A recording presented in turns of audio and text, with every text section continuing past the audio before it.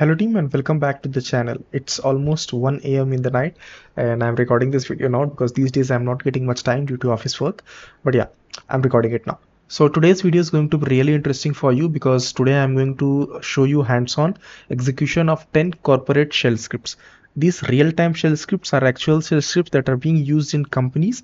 So I'm going to show you how to execute them and what is their purpose and what are they used for. Okay, so make sure to watch this video till end so that you don't miss out like all these shell scripts side by side. You can also see and find out the output, like what kind of output do we get after execution of these shell scripts. Okay, so all those things will be in detail, so make sure to watch this video till end. Also team, batch 5 has started for DevOps. If you are interested in learning, you can enroll till now.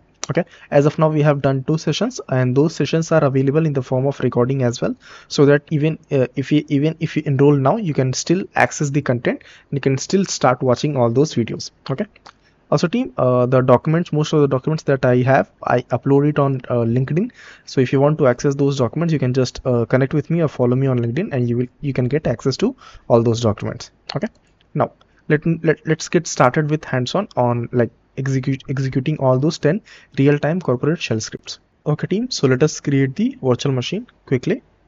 I'm going to give it a name as server Ubuntu machine, and yeah, version will be 24.04, and I'm going to create T2 medium, key pair already have, and security group already present on my account, and storage will be 20.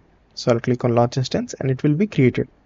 But this creation of this virtual machine, like currently you can see it is in pending state, so it takes few minutes to completely go into up and running state. Okay, so I have copied the public IP address so that I can use 𝗬𝗏𝗃𝗀 to connect to the machine.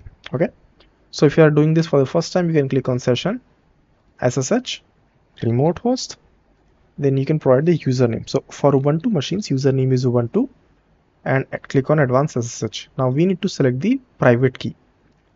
Select the key, this one. So this is I have downloaded and I can select it and click on OK. Now it may not be completely up and running right now because it, as I said, the virtual machine, it's going to take few minutes. Okay, let me just refresh the page and yeah, it seems it is already up. So let me just rename this session. I'm going to rename it to server. Okay, click on OK and let us click it and let's see. Okay, so yeah, now we are connected to our virtual machine. Great. Now what I'm going to do, first command that you should always run, sudo apt update. Okay, this will update all the packages so that they are available for installation. Okay, so let it run, and after that we can get started by creation of our shell scripts. Okay, now let us talk about the first shell script. So the most important and most common shell script that is being used is the backup script. Okay, so what we are going to do, we are going to take a backup of a folder on regular intervals of time. Okay, let me explain you how we are going to do that. So I'll copy this. Okay, so let us create a folder mkdir, and I'm going to create a folder named source. Okay, let us go inside source folder and let us just create few files, touch1.txt, 2.txt. Okay, come out of it. So my requirement is that I want to take backup of this source folder. Okay, now where should I put this backup? So for that I'm going to create a new directory which is like I'm going to call it as destination. Okay, so team, now the target is that I want to take backup of source folder and backup should be put inside destination folder, right? So what we can do, let us create a script for it. I'm going to provide the name as backup.sh and paste this script here. Okay, now here we have 3 variables, source, destination and date. Okay, so for in source, basically we need to provide the path of folder whose backup we want to take, right? So I want to take a backup of this folder which is source, right? And I want to put the backup inside another folder which is known as destination. So in destination we can write it here. Okay, you can see whole path I'm written, home Ubuntu source, home Ubuntu destination, right? Next we have date. Okay, now basically, you know, when I execute this shell script, what is it's going to do? It's going to create a folder named basically the name of the folder will be the date as well as the time on which it is created. Okay, let me show you. Now if you can see shell script is created, right? But the problem is that I cannot execute it because it is not executable now. How do I know that? Because when I run ls-l, you can see for backup.sh there is no execute permissions added for Ubuntu user, right? So we need to change the permission. How we can do that? We can do that by running the command chmod +x. +x means for the current user I'm adding the execute permissions for this specific file. Which file? This one, right? Now if I run ls command, you can see color has been changed to green. That means it is now executable, right? If I run the command /, okay, in this way you can execute a shell script / name of the shell script. Okay, and now you can see it says backup completed on this time. Now if I go inside destination folder, you can see one folder is created. If I go inside it, okay, and source folder is copied, right? So this is how we take backup. But the problem statement with this thing is that we are doing it manually, but in companies basically how it's going to happen that on regular interval of time a backup will be taken. For example, let's say we have a folder, source folder or something, which contains some configuration files that is getting updated every day. So what we want at 6 p.m. every day it should be take a backup of that, all that folder that contains the configuration file should be taken, right? So how we can do that? That means we have the shell script. We just want to make sure that the shell scripts get executed every day at 6 p.m. right? So for that, what we can do, we can use a cron job. Okay, how we can do that? So first of all, you need to type cron tab -e. This will take you to another terminal, and you can see here it is asking for what kind of editor you want to use. So let's say since I'm a little bit familiar with Nano, so I'll just put 1, click enter. Now we are in this format, in this separate file, right? Now I have a let me open this new page also so that I can show you a few things.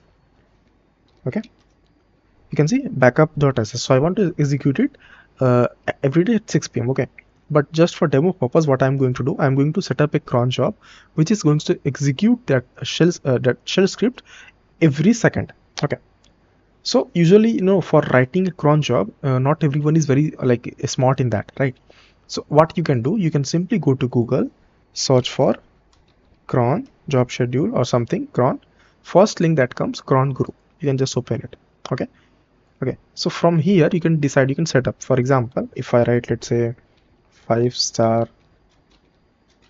Okay, it says at minute 5, right? So here you can basically set up like what time duration you want. So what I'm going to do now, at every minute. Okay, now if I just copy this, paste it here. Okay, next what we need to do, we need to provide the shell script path. So my shell script is located on home /ubuntu/ let's say backup, right? On backup.sh.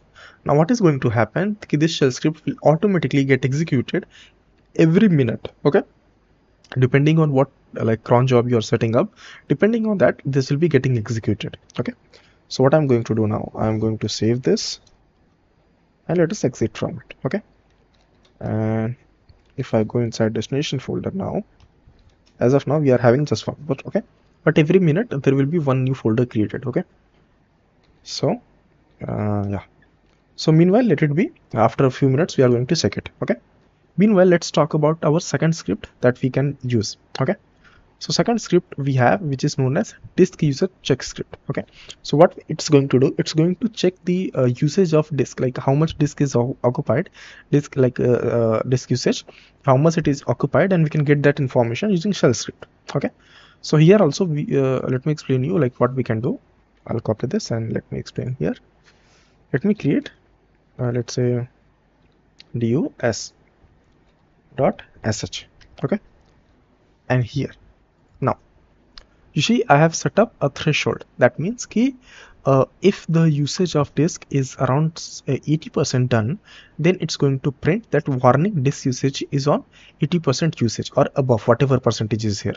Okay, so just to test it, what I'm going to show you, I'm going to put this to 10% so that we can get a result. Okay, I'll save this, and again what I'm going to do, let me make it executable. How we can do that?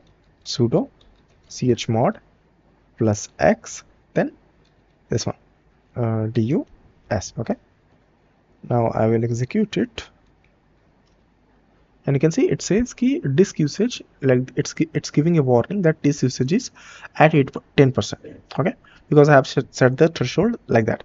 Okay, now what I can do, I can again, let's say, modify this and modify it back to 80%, but since 80% is not being used, so we won't be getting an issue. Okay, if I try to execute it again, you see nothing came. Why? Because disk usage is not 80% utilized, right? Meanwhile, few minutes has gone, so we can go inside destination folder and let us see. You can see there are two more folders created. That is the backup of the source folder. Okay, so that's how these two scripts can be working. First is like taking backup, second is like checking out the disk usage. Okay, now let me clear the screen and let us check out some other shell scripts. Okay, so next shell script that I wanted to show you about, which is this one, service health check.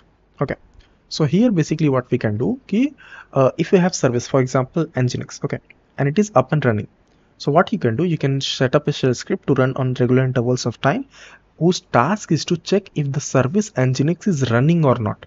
Okay, this is also one of the shell scripts that we used on regular basis. So let me show you how we can work with this. So team, for working with Nginx, first of all we need to install it, right? So I'm going to run this command, and since Nginx is not already present, but we can install it. Okay, so let me install it quickly and we will start it. Okay, let's wait for a few seconds. Okay, so this is done. Now let me start it. Sudo systemctl start Nginx. Okay, now Nginx has started. Now what we can do, we can create a script. I'm going to provide the name as service dash status check. Okay, check.sh. Now we need to provide the shell script for this, so I'll copy this. Also, do not worry, all the explanation of all the shell script will be in the documentation. You can just check it out. Okay, now here what we need to make sure that you are providing the name of the service whose status you want to check. For me, I'm going to check for Nginx, so it's written Nginx here. Okay, and we are going to status like either service is running or not running. Okay, so let me save this. Again, do not forget that we need to make the file executable, right? For which we can do sudo chmod plus x, then service, like that. Okay, now the file has become executable and we can execute it. Okay, and you can see it says Nginx is running. That means the service Nginx is successfully running. Okay, so that's how, again, see all the scripts that I'm going to show you, I already explained you how we can set up cron job, right? That means it's not some scripts will be there to whom we are going to execute manually, but most of the scripts are getting executed on regular intervals of time through cron jobs. Okay, now let's talk about next script, which we have, network connectivity check. So basically what we can do, like there are many websites, okay, some host will be there. So what we want to do is check if the connectivity to that host or website is allowed or not. Okay, so for that what we can do, we can again I'll copy this script, sorry about that. Okay, so let us okay, let me do one thing. Let me move this scripts into a specific folder separately. I'll write a script. Okay, move back up to this. Let me move the others also, and one last script that I need to move now. Okay, Okay, so let us go inside this folder. Okay, so now let us create another script which is to check the connectivity, right? So I can type let's say nw-connect.sh. okay, so team, talking about our network connectivity script. Okay, so basically here what we are trying to do, let's say we have a host like google.com or any other website or any other server, okay, which we want to check if it is reachable or not reachable. So if it is reachable, then we can get the result host is reachable. If it is not, then not reachable, right? So what I'm trying to do, instead of printing the results on the output or like directly on the screen, I'm putting the results inside a separate file, which is like output file. Okay, so here you can see that's what I'm doing, and we need to make sure that this file should be existing somewhere. Okay, output.txt. So we need to create this file. So what I'm going to do, I'm going to create this file inside our current folder, which is scripts. I'll just provide the information here that path is this, and after that I can create the file here, which is going to be touch output.txt. okay, now if I try to execute my like this network script, let's say this, nothing happened, right? But if we cat the output file, we should be able to see that Google is reachable. Okay, so the results of the script I'm just putting inside that. Okay, and also again I'm saying this, these scripts that you are seeing, some of them we can execute them manually, but most of them are going to be executed on regular intervals of time. So okay, so for that we are going to use the cron jobs that I explained you with the first script. Okay, now let's talk about the next script. So next up what we have, database backup script. That means let's say we have MySQL and we have multiple database inside MySQL. What we can do, we can take backup of those databases. Okay, so for that, first of all, we need to make sure that we have MySQL installed on our machine. Okay, click here and it's going to install it. Okay, so by default, when you set up MySQL using this command, where is it? This command. So by default, there will be no password set. But what I want to set up a password also. So password I can set using this command. Okay, so by default username is going to be root, and password we can set up, and I'm going to set up username and password both as root. Okay, so yeah, let's wait for this MySQL to be installed, and then we are going to set up password. Okay, so it's set up. Now what I need to do, I need to go inside MySQL terminal. How we can do that? Sudo mysql-u root. This command basically means we are calling the MySQL terminal to like come up, and username root, right? Click enter, and you can see now we are inside the MySQL terminal. So here what I need to do, I need to execute this command to set up the password root. Okay, now this is done. Now what I'm going to do, if I show you like show data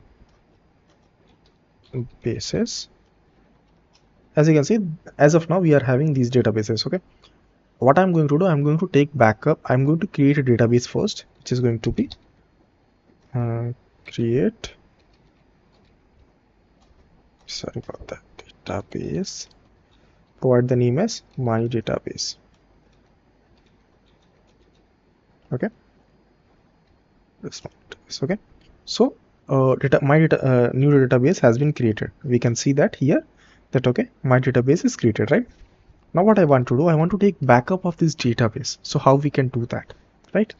So let us create a new script which is going to be db underscore backup.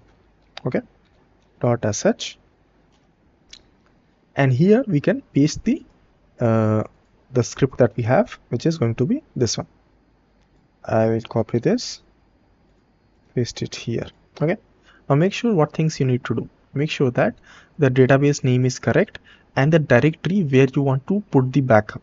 Okay, so what I'm going to do, I'm going to, let's say I'll go inside scripts folder, and I want to put the database backup here itself. Okay, or maybe we can create another directory here, which is going to be underscore, just like this. Okay, so now what we can do, we can provide the path here as well. Let's call as /home/ubuntu/ scripts slash db, and what was the name, db back. Okay, so I can put the name like this. So my database backup should be put inside this db back folder. Okay, and yeah, from here you can see the username we are going to use, it's root.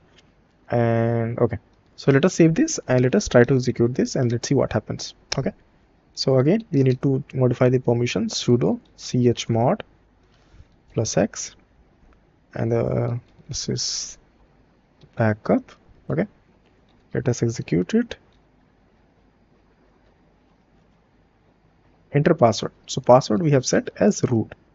Okay, and now you can see it says my database backup completed, and the backup has been put inside db_backup, right? And again, this also can be executed with cron jobs. Talking about password, so we can automate it in such a way that we automatically the password will be provided at runtime. Okay, but yeah, this is how backup of databases can be taken. Okay, just to make sure, we can go inside db, and here we can see .sql file has created, which is the backup of my database. Okay, now coming back, and let us check out another script what we can do. Okay, talking about next script, so next up we have system uptime check. This is very small script, but it's quite useful. So using this script we can check out how long our system, our virtual machine, or whichever machine with which we are working, how long it has been up. Okay, so what I'm going to do, I'm going to provide the name as sys-uptime.sh and provide the script here. It's a single command, but again, see, many shell scripts will be there which just have one command, single command. But why you might be thinking why we are keeping them in shell script, right? Because we can easily run them in the form of like on regular intervals of time or at specific time using cron jobs. It's much easier. Okay, now let me change the permission, sudo chmod +x sys. Okay, now we can execute it. Again, we can see this machine with which I am working, the server, it's up and running since 29 minutes. Okay, so this is also quite useful. Coming to next up, so next up, 7th script that we have, it's like listening port script. So if you want to find out which ports are like our machine, on which ports it's listening, okay, or the services on our machine, they are listening to which ports. So how we can find out? So let me show you that as well. Okay, now in order to use the netstat command, we need to make sure that we have nettools installed. Okay, so let me install it correctly, and once it is done, then we can proceed with running our shell script. And I'll copy this command, coming back here, and yeah, so we need to this is a shell script to find out which ports our machine or the services are listening to. Okay, so I can type vi and ports.sh, put the value here, and you can see we are using netstat command, which is a networking command. Let me save this, sudo chmod +x ports, and now we can execute it. Now very interesting thing I'll tell you, okay, here you see 3306, which is being used by MySQL, 80 for HTTP, and you might be thinking, okay, this port we might not have opened it. Okay, because if I go here, EC2 dashboard, security group, primary. Okay, so you see here the port 33060, right, which is not at all open in inbound rules, right? So team, as you see, there are many ports which we have not manually opened, but still it's being listened on, right? So basically there are certain ports that will be like, even if you don't open it, your machine will be listening on that port for like local connections. Okay, so yeah, so these are the from this command we can see we can check out which ports are being opened and being listened to. Okay, now coming up on next script. So next up what we have, automatic package updates. Okay, So like whenever we want to install a new package or new tool, so we need to make sure that first command that we run is like sudo apt update or sudo apt update, like that, right? So using this script, what we can do, what it's going to do, let me show you what it does. It has all these commands integrated. First command we have apt get update, update the packages list. Second we have apt get upgrade -y, means upgrade, it's going to upgrade all the installed packages on our machine. Then also it's going to remove the unnecessary packages, which is quite useful. Next up, what we have, cleans up the local package cache. Okay, so all these commands are integrated using the AND operator, you can see here, and this is quite useful, right? So let us see that. I can copy this and we can create up a script which is going to call as upgrade.sh, and we can put it inside here, save this. Now we can make it executable, sudo chmod +x and upgrade. Okay, now we can execute it. Now what issue we are facing? We are facing the sudo thing, because not all the files are not complete permission is given, right? So let us try something on this. Let us try to put sudo among all of them. Maybe that should be quite helpful.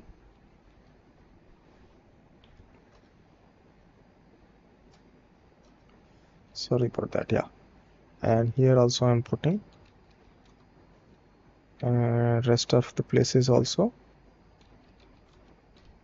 Let's see if this works out or not, because I see there's permission issue. Yeah, so let me upgrade. Seems like it sudo was missing, so I get it will work now, right? Okay, using this command, these are the things that we can do. We can upgrade the installed packages, we can remove the unnecessary or like not being used packages, then remove the cache, and a lot of other things also it's doing, right? Okay, you can see everything is completed now. Talking about next up script, which is the 9th script, which is very important, HTTP response time. So if you want to check out the response time of different URLs, for example, let's say I want to check out the response time from my website, which is 𝗘𝗲𝗃𝗍.com and linkedin.com. I want to find out which website is responding faster, right? This is also quite a useful script being used in companies. So what we can do, we can copy this and let us create this script here. Response.sh, paste the script here, and yeah, again you just need to provide the URLs which you want to get response time of, right? And you can see multiple we have written, 2 we have written. So I'll save this, change the permission for execution, chmod +x and response time, and now we can execute it, right? Now you can see that my website responded faster than linkedin.com. So using this command, using this kind of shell script, we can find out the response time of different websites. Okay, so it's quite useful. Now talking about the last script that we have, which is monitoring system process and memory usage. Okay, so this is also quite useful, because using this script we can basically, what we can do, we can monitor system process and the memory usage that is being used within the server, okay, the machine that we have. So let us I'll just provide the shell script named such, and let us paste the script here, save this, make it executable. Okay, now we can execute it, and complete detail we get to know, okay, which services and whatever is being, how much resources they are utilizing. For example, like MySQL, it's utilizing memory 9.8%, CPU 1.2, and process ID is this one, user is this one, right? So this is also quite useful, and from this we can get all the detailed information which service is utilizing how much of resources. Okay, so team, yeah, that's all for today. These are the all 10 scripts and all the documentation you can find within the Telegram group, so make sure to check it out. Okay, so yeah, thanks for watching and have a nice day.